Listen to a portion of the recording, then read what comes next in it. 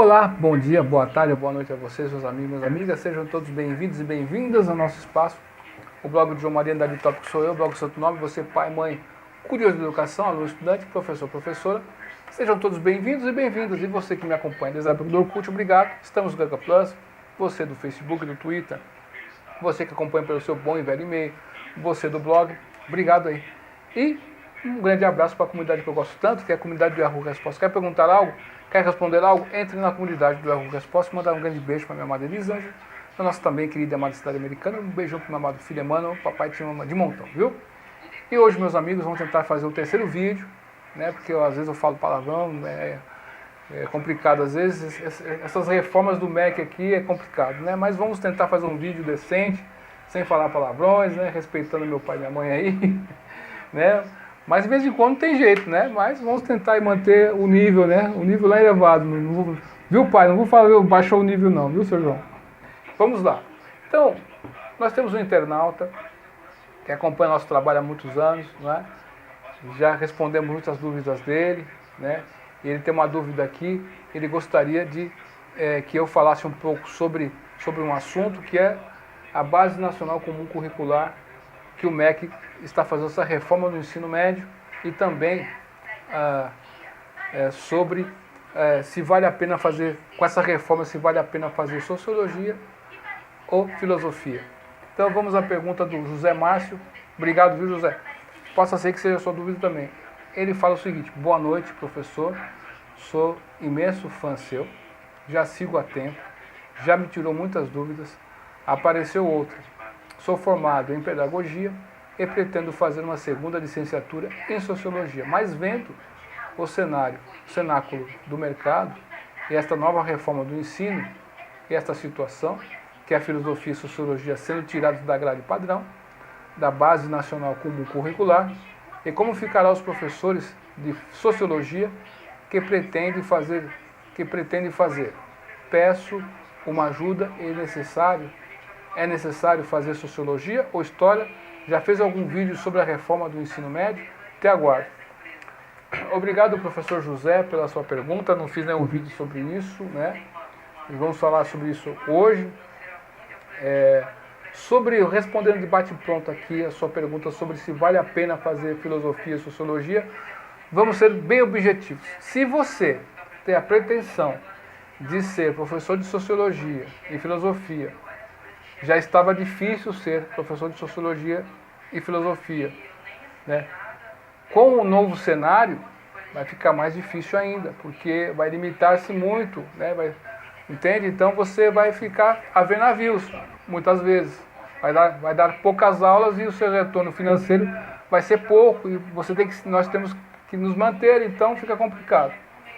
Se você tem outros meios e quer dar aula, quer estudar filosofia porque gosta da filosofia e da sociologia, uma realização pessoal, aí tudo bem, você pode fazer. Mas se você tem o interesse de dar aula, né, fica complicado.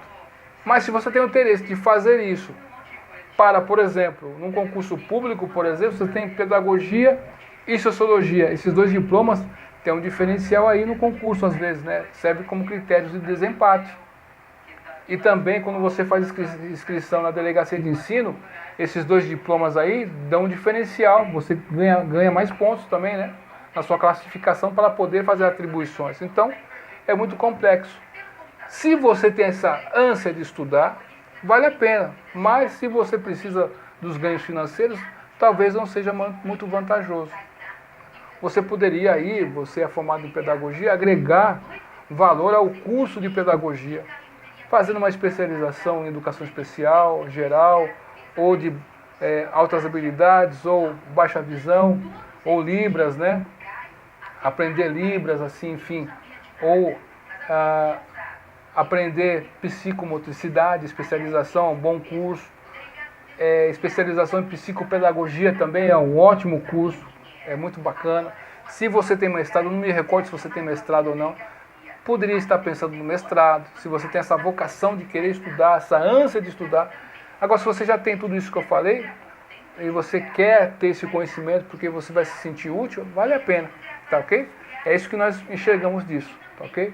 Não sei se você respondeu qualquer dúvida, abaixo do vídeo que eu vou postar para você, você continue perguntando, que a gente, até você tirar sua dúvida, a gente não vai se... pode fazer pergunta à vontade, que a gente não se cansa por causa disso. Tá ok?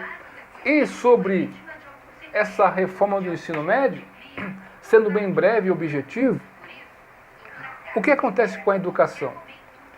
A educação deveria ser uma parceria, onde uma pessoa que quer aprender algo se encontra com uma pessoa que quer ensinar aquele algo que ela sabe.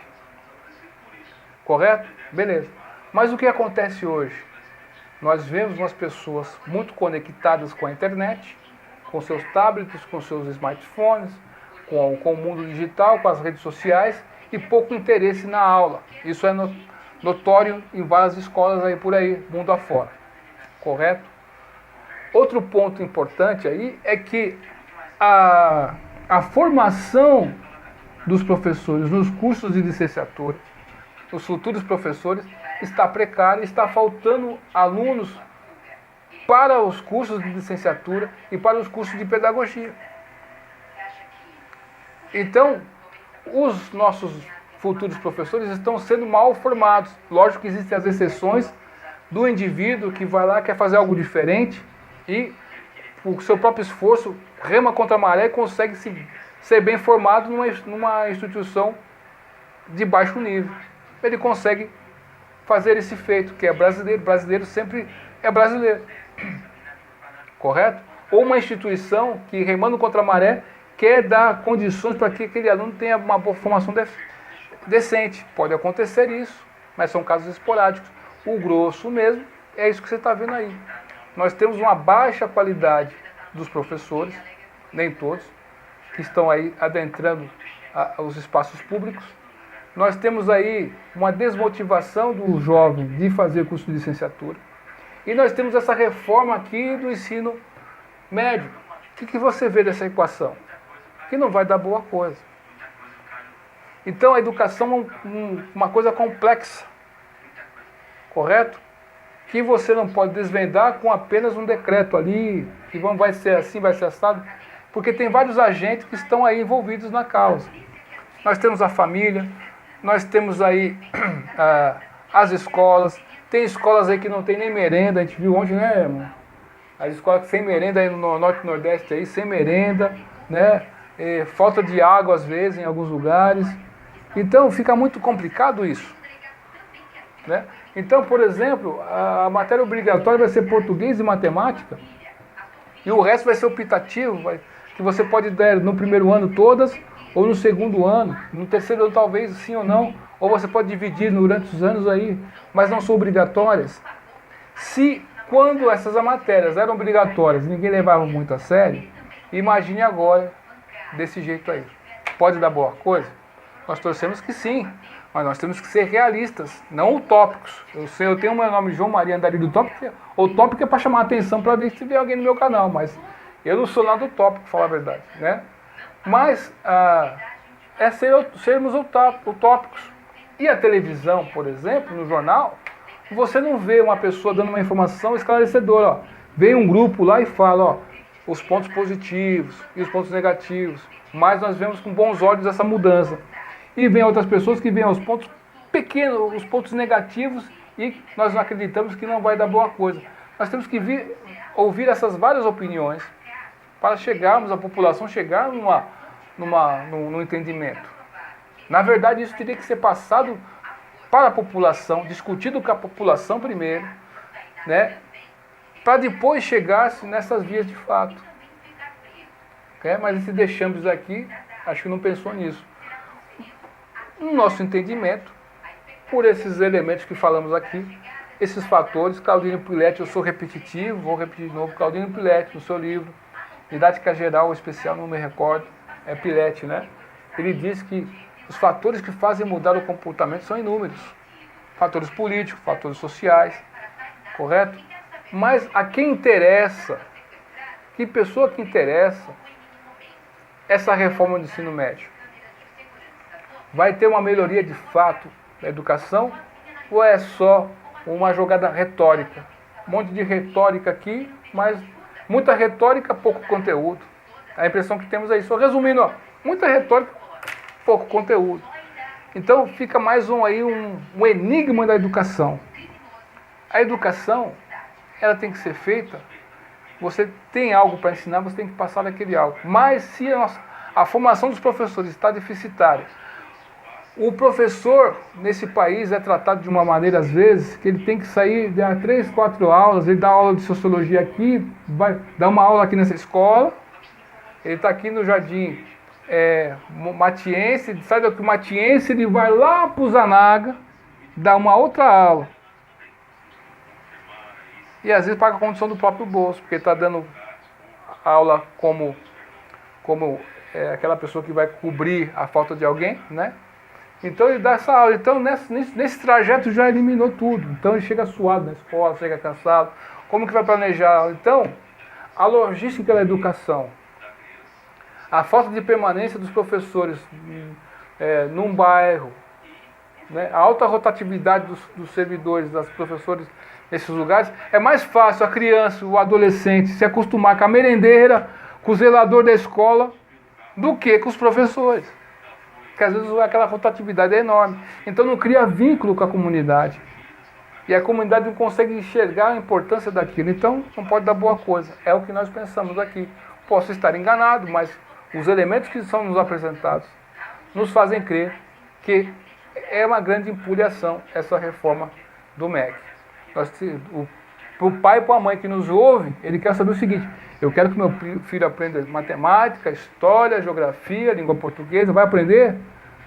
Vai. Eu não quero saber que você está falando difícil, não. Vai aprender isso aqui ou não? É isso que nós queremos saber. E eles não têm bola de cristal para saber o futuro, se isso aqui vai dar certo. Então, é complicado. Então, meu amigo, minha amiga, a educação está complicada nesse país. Sugiro a vocês aqui, ó, a leitura desse livro aqui, Maquiavel Pedagogo, tá? Ao contrário, por causa da webcam aqui da frente, tá? Do celular, né? Da minha esposa.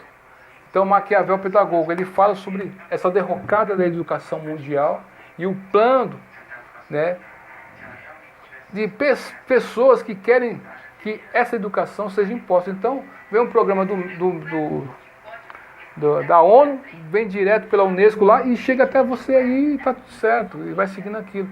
E nesse livro Pascal Bernardin, Maquiavel Pedagogo, ou o Ministério da Reforma Psicológica, ele fala de como as pessoas conseguem manipular as outras através de técnicas psicológicas e de engenharia social. Isso aqui foi uma indicação de leitura do professor Olavo de Carvalho. Mais uma, professor, obrigado. Então, meus amigos, é isso. Não vemos com bons olhos essa reforma aqui.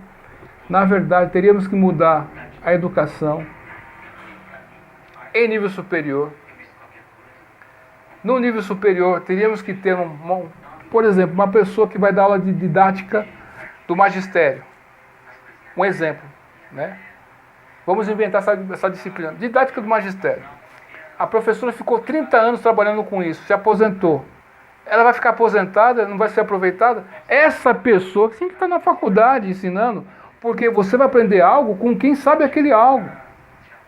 Aí o conhecimento é transferido para você, que você vê aquela pessoa em ação.